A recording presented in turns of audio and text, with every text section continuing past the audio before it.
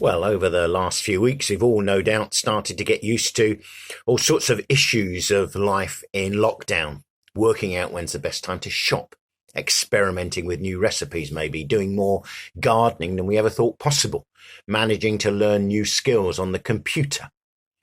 Naturally, there's all sorts of drawbacks and difficulties too, and we'll all be very glad, no doubt, when the whole crisis is over and we can get back to some kind of normality.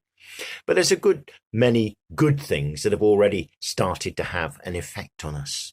There's apparently a new sense of community abroad, which some of you may have experienced over the celebrations for VE Day.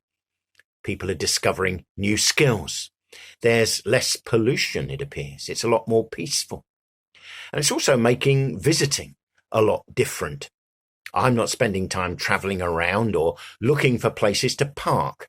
There's no creeping around streets in the dark trying to make out people's house numbers. Long driveways and my failing eyesight are a frustrating combination.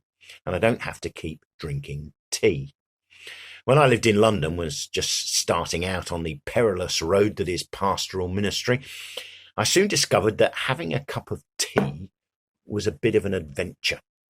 For a start, it can take quite a while to make the tea.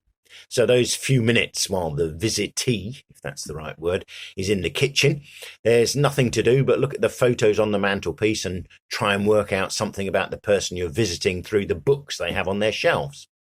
Having said that, there weren't often that many books on display in the part of London where I found myself. A doctor who visited us on one occasion when one of the children was ill exclaimed on entering the flat, "Books! You don't see many of them in Edmonton." And then, of course, there's the tea itself. Sometimes it's stuff the colour and viscosity of Marmite in a builder's mug. Sometimes you wonder whether they've actually put a tea bag in it at all. And in a multi-ethnic area such as where I was then, there were all sorts of cultural niceties to take into account as well. Some of the West Indians would put the tea, the condensed milk, and the sugar all in the pot at once and serve it all ready-made, a bit like liquid fudge. Some of the Asians would make a special pot for the minister, all in the finest crockery, set out on a special tray with a mound of different pastries, sweet and savoury, and then sit back and watch me try and finish it without actually having any themselves. And sometimes, when you'd finished your drink, you'd find unidentifiable substances lurking in the bottom of the cup. And sometimes, although you'd been asked if you'd prefer coffee or tea, when it actually was served to you, you couldn't tell which it was. My favourite visit was to a little old lady called Hazel, who'd moved out to that area from Soho when she retired from running a pub there. On my first visit to her, she greeted me with, "I bet you've had a lot of tea this afternoon, haven't you? Do you fancy something different?" And she opened her fridge to display a surprising variety of beers and lagers, from which she invited me to take my pick.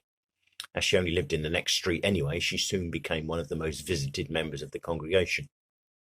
Anyway, accepting a drink wasn't quite such an issue for the first apostles, as they tried their best to look after the growing numbers of new Christians who were joining the church.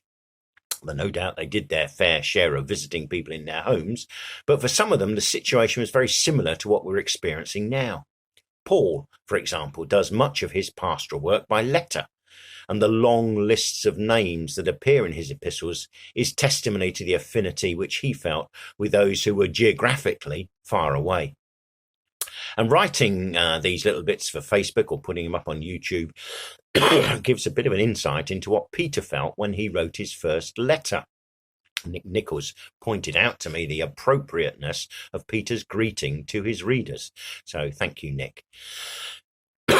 He writes, "Peter, an apostle of Jesus Christ, to God's elect, exiles scattered throughout the provinces of Pontus, Galatia, Cappadocia, Asia, and Bithynia, who've been chosen according to the foreknowledge of God the Father, through the sanctifying work of the Spirit, to be obedient to Jesus Christ and sprinkled with his blood. Grace and peace be yours in abundance." At the moment, it does feel, doesn't it, as if we are scattered. Maybe not as widely as Peter's correspondence, but certainly scattered over the districts of Lichfield and Cannock Chase and East Staffordshire.